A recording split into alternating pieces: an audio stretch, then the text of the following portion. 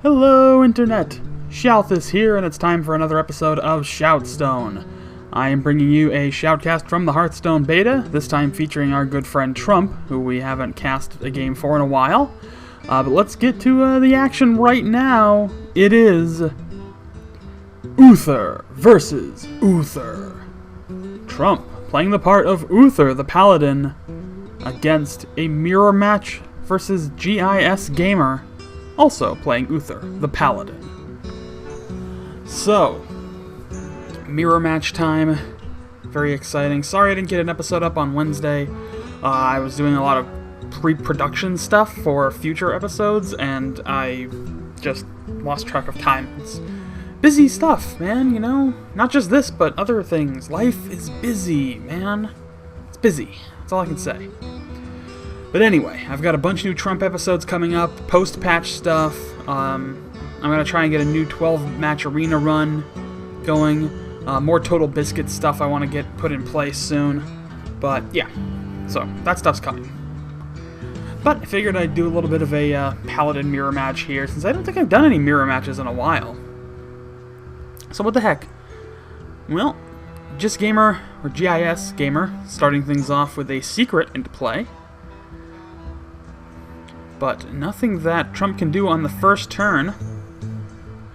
Now, of course, he's going second, so he does have the coin in his possession. A lot of people seem to think that going second is a huge advantage, but the numbers don't lie. It's pretty much better to go first. You know, it's fairly even in the grand statistical measure of things. It's fairly even, despite what your personal, analytical evidence may think. Anyway, getting a pirate into play. So, small minion play coming out. Silverback Patriarch, a nice little taunt minion. Trump doesn't really care too much for taunt, at least not in the way some players do, who tend to use it as a really, major factor. Like, they'll build a deck entirely around taunt. And in the lower levels, maybe that's one thing, but at a player of Trump's caliber, it can be easily handled. And I've seen him do it many times. Taunt being used skillfully is still a really good mechanic. It's something that can still really be used well. But, people who build a deck entirely around taunt are only going to get so far, to be perfectly honest. It's kind of like doing cheese mechanics in StarCraft. It looks really good for a while, and you think it's going to get you somewhere, but it only gets you so far. Unless you are really, really good, you're not going to be a grand champion of anything. But, in any event, Trump is having a hard time deciding what he wants to do here. He knows he's got those two minions to handle, especially that Silverback Patriarch. He's looking to get that Fairy Dragon out, and that's exactly what he is going to do. Now, the Bloodsail Raider, of course, his only course of action is to attack into the Silverback Patriarch, but he is not going to do anything else on this turn, doesn't look like. So, still some minor play. Still is only looking at 2 points of damage. Now he does get that Mogushan Warden. So a lot of very low-cost, high-health taunt minions right now for the opposing Paladin player. So it's annoying, I would say. I don't think it's necessarily game-tilting, but it is annoying, to try and contend with the high-value taunts like that. Well, he did just get a Blessing of Kings, which could really boost stuff up a bit. Theoretically, he could buff that Fairy Dragon up to take out the Mogushan Warden, and then he could take out the Silverback with the Pirate, but instead he's just going to start dealing some straight damage and Consecrate to clear the field. So, good play there. Does some damage to the hero. Does trigger the secret, which is going to be eye for an eye, and he only ate 2 damage for it. I think that's a nice trade, to eat 2 damage to clear the entire field and break the secret and deal 2 damage to the opposing hero. So, a pretty good play there. Does leave his minions at only 1 health each, but, I still think that was an excellent play there. Azure Drake coming out for the opponent. And the window gets settled.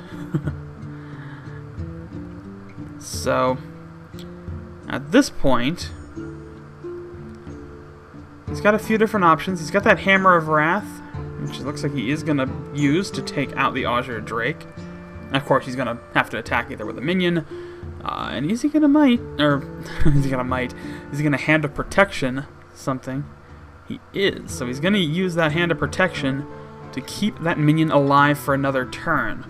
Now, I'm sure some people might say, oh, why would you burn a Hand of Protection on a 2-1 minion? Or a minion that's down to 2-1. Well, it's all really strategy. You know, Hand of Protection is... It's a kind of useful card. It's a very mechanical card, and it really depends on where you're going to play it that it gets its most effect. Now, that turn there, it got rid of a, you know, what could be a very potent minion in a Paladin deck. Alright, Gadgets and Rocketeer comes into play, does a quick 5 damage to Trump, but it's still very, very early. And it's going to be taken out by the Pirate, who gets another shot in, so that was a really high-value minion right there. You know, he got a lot out of that. So he's going to coin in a Guardian of Kings to help to heal him back up to 26. So now we're starting to get to the mid part of the game. Slightly later game. Definitely the place where we'll see some higher cost minions. A Guardian of Kings comes out for his opponent. So, there's that. Trump, of course, still sitting on that Blessing of Kings. Could really turn that Guardian into a very dangerous minion. But I'm sure he's going to want to take out his opponent's Guardian as well. So it is really a matter of, you know, how does he want to play this turn. So as far as minions go, he's looking at a Spellbreaker, Fen Creeper, and a Defender of Argus. And another Argent Protector. Looks like he's going to heal up, or sorry, shield with that Argent Protector and drop that Defender of Argus, which is going to buff up its attack and health a little bit. That's going to allow him to take that minion out of play and not take any points of damage, and really set up a very, very strong front against this opposing Paladin. So we're heading into the 8-drop turn now. Another Guardian of Kings comes out, and a Secret put into play. Still not a lot of response, though. I mean, it's kind of hard when you're dealing with such a large number of things. Alright, he's going to pop it. It's another eye for an eye, so he did want to attack with one of his lower damage minions first, because I'm sure that's what he suspected that would be. But